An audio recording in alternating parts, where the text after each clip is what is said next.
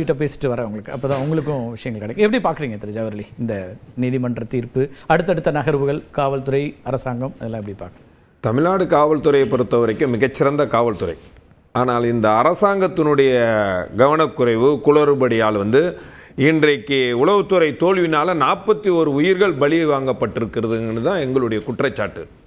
ஏன்னா எங்களுடைய பொதுச் செயலாளர் அண்ணன் எடப்பாடியார் கரூருக்கு முதல்ல போகும்போது கூட அன்றைக்கி என்ன சொன்னார், தாவைக்கா மேலே எந்த தவறும் செய்யலைன்னா சொல்லலை, ஆனால் முதல் கட்டமாக இதற்கு மீட்பு பணி தான் முக்கியங்கிறார். அதற்கு பிறகு வந்த சந்தேகங்கள், மக்களுக்கு ஏற்பட்ட சந்தேகம் மூலியமாக தான் அதன் பிறகு சிபிஐ விசாரணை வேணும். இருக்கட்டும், அது முதல் கட்டமா இப்ப வேணான்னு சொல்லியிருக்காங்க. இருக்கட்டும், நான் கேட்கறது, நான் என்ன சொல்றேன்னா, இப்ப தாவேக்காவே சதின்னு முதல்ல சொன்னாங்க, இப்ப அப்படி எதுவும் இல்லைன்னு சொல்றாங்க. அப்ப நீங்க என்ன நிலைப்பாட்டில் இருக்கீங்க? சதி சார், சதி அதான் சொல்றேனே, இப்போ இவங்க சதி கேட்டாங்க, இப்ப இல்லைன்னு சொன்னாங்கடா, அண்டர் டீலிங் ஏதாவது போய்கிட்டு இருக்காங்கிறதா சந்தேகமா யாருக்கு இருக்கும் போயிட்டு இருக்கு. ஏன் இப்ப விஜய் பேரை சேர்க்கலன்ட்டு நீதிபதி கேட்கிறாருல, ஆமா, ஆதவ பேரை ஏன் சேர்க்கல நீதிபதி கேட்கறாருல, அப்ப அண்டர் டீலிங் ஏதாவது போயிட்டு இருக்கான்னு திமுகவுக்கும் தாவேக்காவுக்கும். ஆமா, திருமாவளவன் அவர்கள் கேட்கிற கேள்வி அதான், அவர் கேட்டார்ல. அப்ப அதிமுக அதான் நிலைப்பாடா? சந்தேகங்கள் எழுப்பக்கூடிய கட்டாயம் ஏற்பட்டிருக்கு. விஜய் ஒரு நடிகர். நான் ஏன் இந்த குளறுபடிகள் வந்தது, ஏன் இந்த நிர்வாகம் தோல்வி அடைஞ்சது, மாவட்ட நிர்வாகம் ஏன் தோல்வி அடைஞ்சது, உளவுத்துறை ஏன் தோல்வி அடைஞ்சிருக்குங்கிறது சொல்லணும். விஜய் ஒரு நடிகர். அந்த நடிகருக்கு ஒரு அரசியல் கட்சி தலைவர் ஆரம்பிச்சிட்டாரு, அவருக்கு கூட்டம் வந்துருச்சு, ஒரு 8-9 கூட்டங்கள். இதுவரைக்கும் நடந்த கூட்டங்கள் எந்த கூட்டங்களும் உருப்படியா நடந்ததுல, பக்குவப்படாத அந்த கூட்டமா தெரியுதுல உங்களுக்கு, காவல்துறைக்கு தெரியுதா இல்லையா? அந்த பக்குவப்படாத கூட்டத்துக்கான இந்த காவல்துறை நோட்டீஸ் கொடுத்து இதையெல்லாம் செய்யக்கூடாது, இப்படியெல்லாம் நடந்துக்கிற கூடாதுன்னு இப்ப சொல்றீங்களா? அதை முன்னாடியே சொல்லியிருக்கலாம்ல. நோட்டீஸ் கொடுத்தீங்களா? இல்ல, என்ன கொடுத்தாங்க? இல்ல, அவர் திருவாரூர்ல என்ன பேசினாரு திரு விஜய், எனக்கு மட்டும் இவ்வளவு கண்டிஷன் போடுறாங்க, உள்துறை அமைச்சருக்கும் பிரதமருக்குமே கண்டிஷன் போடுறது இல்ல அப்படின்னு கேக்குறாரு. என்ன பார்த்து பயந்துட்டீங்களான்னு கேக்குறாரு. கேட்டதுல நியாயம் இருக்குல்ல.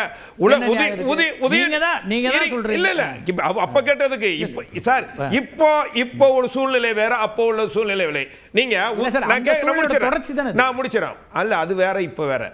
உதயநிதிக்கு அதே அந்த கரூர்ல எங்க கூட்டத்தை, உதயநிதிக்கு கூட்டம் அதிகம் வருமா, விஜய்க்கு கூட்டம் அதிகம் வருமா? சரி சொல்லுங்க. என்ன அவருக்கு என்னதான் ரவுண்டானால நீங்க இடத்தை ஒதுக்குறீங்க? உங்களுக்கு நல்லா தெரியும், ஆனா நீங்க அதை சொல்றீங்க. மார்ச் மாதம் ஒரு தீர்மானம் போடுறாங்க, மார்ச் மாதத்துல அதிமுக உட்பட அத்தனை கட்சிகளும் அந்த தீர்மானத்தை ஏற்றுக்கொண்டாங்க. இல்ல சார், குறுகிய பாதையில இல்ல, விஷயத்தை என்னன்னு பாருங்க. அன்னைக்கு மார்ச் மாதத்துக்கு பிறகு முடிவு பண்றாங்க, இந்த இடங்கள் மட்டும்தான் அனுமதின்னு, எல்லா கட்சிகளும் ஏற்றுக்கொண்ட இடங்கள்.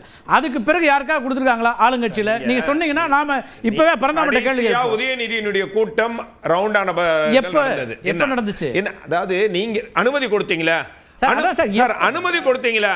அனுமதி கொடுத்த போது நீங்க பாதுகாத்திருக்கணுமா? காவல்துறை பொறுப்பு இருக்கா இல்லையா? யாரை நம்பி காவல்துறை மக்கள் வராங்க? விஜய் நம்பி வராங்களா? 2 பேரும் தான். காவல்துறையை நம்பி தான் வராங்க. எந்த நடிகர் வந்தாலும் யாரு வந்தாலும் நாம பொதுமக்களாக என்ன பண்ணுவாங்கன்னா, சரி நம்ம எந்த இதானாலும் காவல்துறை நம்மள பாதுகாப்பு நம்பிக்கை மட்டும் உங்களுக்கு சொல்றேன். இது என்னன்னா நம்ம புரிதலுக்கு ஒரு இல்ல, அரசியலை தாண்டியும் இல்ல சார், நான் அரசியல் பேசல. இல்ல, அரசியலை தாண்டி அவர் எனக்கு திரு ஜவஹர்லால் உங்ககிட்ட தான் இல்ல, உங்ககிட்ட தான் பேசி முடிச்சற சார். உங்ககிட்ட தான் சார் ஒரே ஒரு தகவல் மட்டும் சொல்லிட்டு உங்கள்ட்டே வரேன். என்னன்னா, ஒரு பெண்மணி பேசினார், குழந்தையோட இருக்காங்க. அவங்கள்ட்ட கேக்குறாங்க, என்னங்க இப்படி குழந்தையோட வந்திருக்கீங்களே, இங்க நெருக்கடி இருக்குமேன்னு கேட்கும்போது அந்த பெண்மணி என்ன சொன்னாங்கன்னா, எங்களோட அண்ணங்க இருக்காங்க, எங்களை பார்த்துப்பாங்க, அவங்கள நம்பி தான் வந்திருக்கேன், எங்க அண்ணனை பார்க்க வந்திருக்கேன்னு.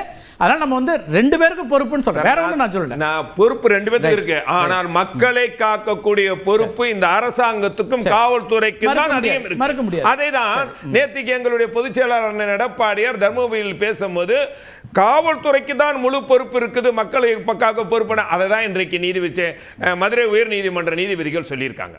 நான் என்ன கேட்கிறேன், நீங்கள் அந்த கூட்டம் அவ்வளவு நீங்க லேட்டா வந்தது சரி, உங்களுக்கு பக்குவப்படாத கூட்டம் சரி, காவல்துறை பக்குவப்பட்டதுன்னா பல்வேறு எல்லாமே தவறு, சரின்னு சொல்ல முடியாது. இல்ல சார், பக்குவப்படாத கூட்டம் சரிதான், ஏத்துக்கிறேன். ஓகே, லேட்டா வந்ததும் தவறுதான், அதையும் ஏத்துக்கிறேன். ஆனா நீங்கள் காவல்துறை ஏற்கனவே எத்தனை கூட்டங்களை பார்த்திருக்கீங்க. நீங்க கள்ளழகர்கள் எத்தனை லட்சம் பேர் கூடுறத பார்த்திருக்கீங்க, அத்திவரதற்கு எத்தனை லட்சம் பேரை நீங்க பார்த்திருக்கீங்க. ஆனா இதை கட்டுப்படுத்துவதற்கு நீங்க முன்னெச்சரிக்கை, ஏன்னா இது பக்குவப்படாத கூட்டம் 8-9 கூட்டங்களை தெரிஞ்சு போச்சு. நீங்க என்ன முயற்சி செஞ்சீங்க? கூட்டம் கூட கூட அந்த குறுகிய கூட்டத்தில் நீங்கள் அப்பொழுது டைவர்ட் பண்ணிருக்கலாமா, பண்ணிருக்க கூடாதா?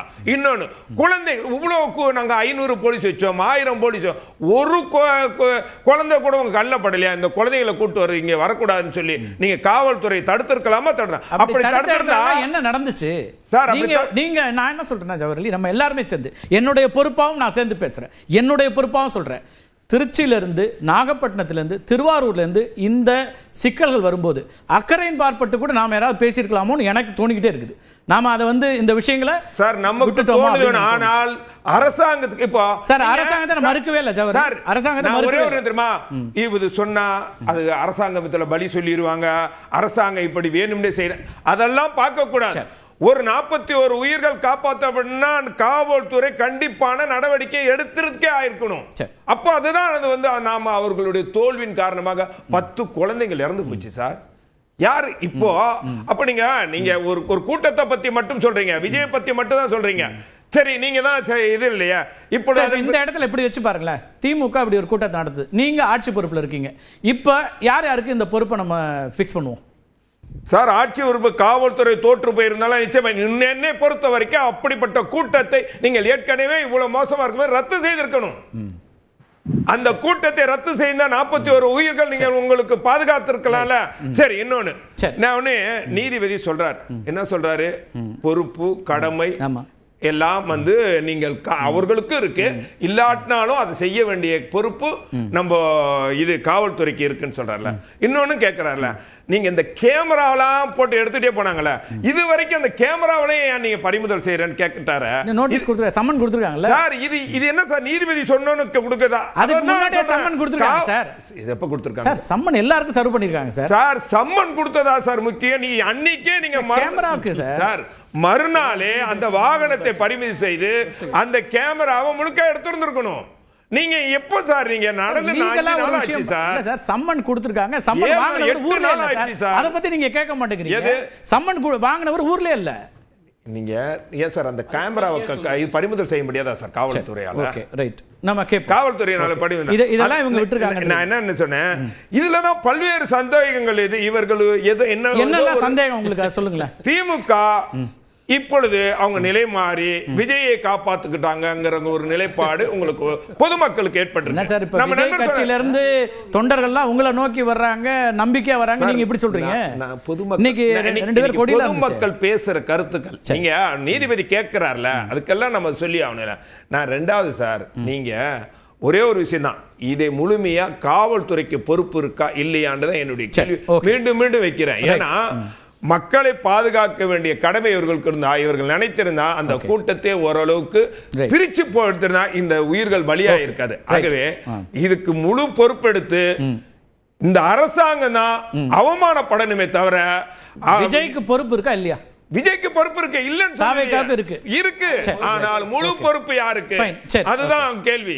இது முழு பொறுப்பு எடுத்திருந்தா இந்த உயிர்கள் பலியா இருக்காதுல்ல. ரைட், பேசுறேன் சார். 9